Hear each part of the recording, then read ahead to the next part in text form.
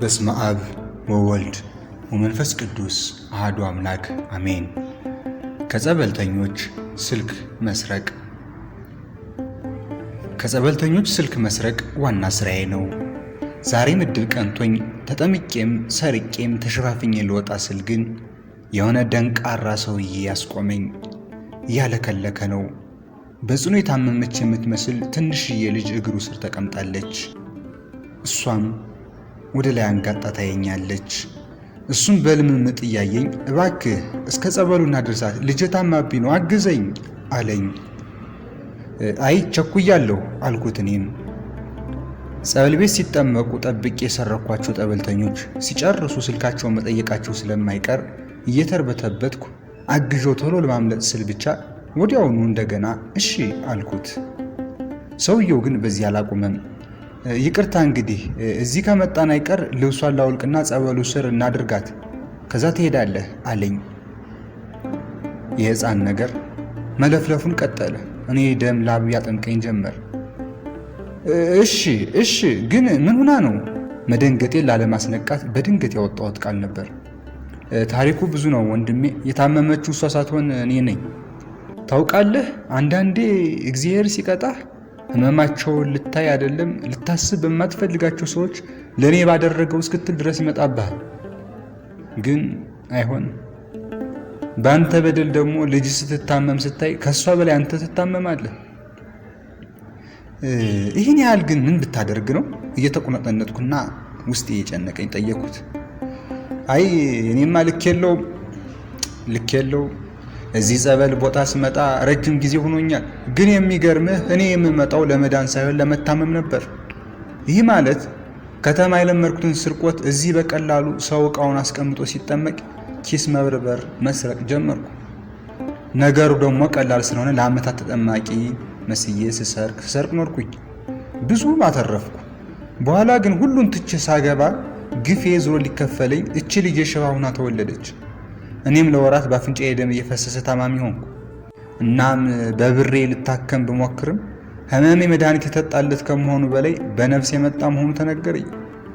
እንግዲህ ከምሞት ብዬ ባለማመን ለስርቆት የመጣሁበትን ጸበል በነፍሴ ሲመጣ በእምነት ለመጠመቅ መጣሁ። ልጄንም አመጣኋት። ከዛ ወዲህ ይኸዋለሁ አለ። የሕፃኗን ልብስ አውልቆ እንደጨረሰ ፈገግ እያለ ቡጡዬ በቃ ሂድና ተጠመቂ እሺ አሁን ጨርሻለሁ ሲላት ሽባ የተባለችው ሕፃን ቀልጠፍ ብላ ተነስታ እየሮጠች ጸበል ቤት ስትገባ እኔ ደግሞ በተራዬ እግር እጅ ሽባ ሆኖ ደርቄ ይዘው ቀረ።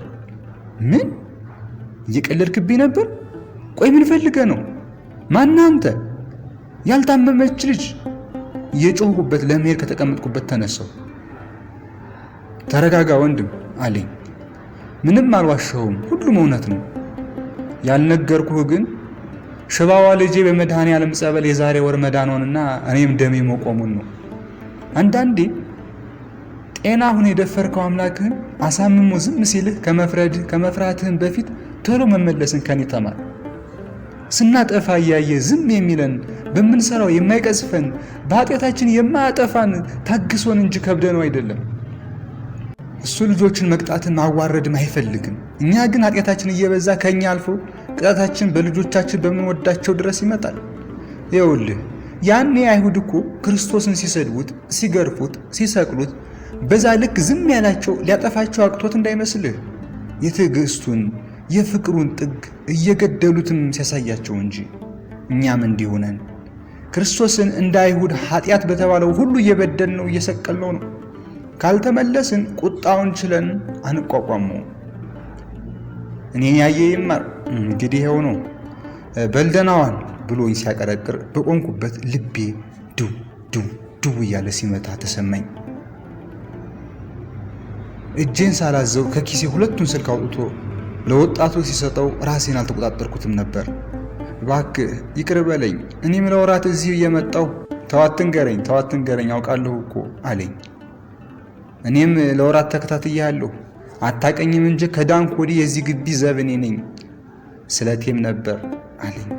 ሁሌ ስትሰርቅ እያየሁህ ዝም ያልኩት በራስህ ክትተው ነበር። አንተ ግን አላቆምክም። ለዚህ ዛሬ ስትመጣ ልጄን ይዤ በር ላይ ጠበቅኩም ሆን ብዬ ነው። ሌባ ብዬ ባዋርድህ ጠፍተህ ትቀራለህ። እግዚአብሔርን በስውር ቀጥቶ በአደባባይ የሚምር አምላክ ስለሆነ በዘዴ ታሪኬን ነገርኩ፣ አንተም ልብህ ተመለሰ። ከዚህ በኋላ ጸበሉ ለመዳኛ እንጂ ለመሞቻ ትጠቀመው። ያ ወንበዴ ትዝ አይልህም? በመጨረሻ ሰዓት መስቀሉ ላይ አምላኩን ለምኖ ለነፍሱ ምሕረት አግኝቷል። አንተም የወንበዴውን ጸሎት አሁኑን ሂድና ጸልየው፣ ልቤን መልስልኝ፣ ማረኝ፣ አስበኝ በለው። ሂድ፣ አምላክ እየጠበቀ ነው። እችን ደግሞ ምሳ ከቸገረህ እንኳ ብሎ ከኪሱ ብር አውጥቶ እየሰጠኝ ለደቂቃ ቅርቅር ያለቀስኩኝ፣ ፈራሁኝ፣ አፈርኩኝ። ብቻ ግን ለመደበቅ ይሁን ለመጸለይ ሳይገባኝ ጸበል ቤቱን አልፌ ከቤተ ክርስቲያኑ ጀርባ ዳግም ላይ ይቅርታ ወደቅኩና ማረኝ ማረኝ ማረኝ አልኩት። መሐሪው ይማረን ይመልሰን። ዛሬም በየቤተ ክርስቲያኑ በየመሐሌቱ እየሄዱ ጫማ የሚሰርቁ ብዙዎች ናቸው። እግዚአብሔር ግን በዚህ መሃል በዚህች ጥቃቅን ኃጢአት ውስጥ ቢከፋም ታግሶን ተቀምጧል። ይህ ትዕግስቱ ሲያልቅ ግን ያ ያደረግንበት ያ ተጫምተን የገባንበት እግራችን የሄድንበት እግራችን ግን በእውነት እግዚአብሔር እስካሁን ታግሶ ጠብቆናል። በየቤተ ክርስቲያኑ ጫማ ስንሰርቅ ያ ያደረግንበት እግር እግዚአብሔር የሰጠን እግር ነው። መስረቅ የሚለውን ያሳሰበው እግዚአብሔር የሰጠን አእምሮ ላይ ነው። የእግዚአብሔር የሆነውን ነገር ሁሉ እግዚአብሔርን ለመጉዳት ከተጠቀምንበት በእውነት ትዕግስቱ ያለቀቀን ግን እግዚአብሔር ሁሉንም ይነሳናል።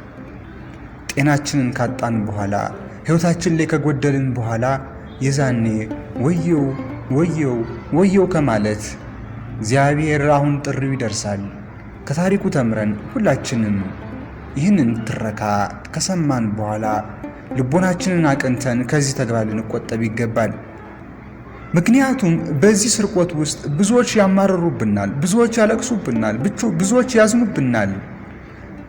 በዛ ባዘኑብን ነገር ደግሞ እግዚአብሔር ቅጣቱን እንዳይልክብን መጠንቀቅ ያስፈልጋል። ወስብሐት ለእግዚአብሔር ወለወላዲቱ ድንግል ወለመስቀሉ ክቡር ለንስሐ ፍሬ ለሥጋው ደሙ ያብቃን። ወስብሐት ለእግዚአብሔር ወለወላዲቱ ድንግል ወለመስቀሉ ክቡር ለንስሐ ፍሬ ለሥጋው ደሙ ያብቃን። ወስብሐት ለእግዚአብሔር ወለወላዲቱ ድንግል ወለመስቀሉ ክቡር ለንስሐ ፍሬ ለሥጋው ደሙ ያብቃን።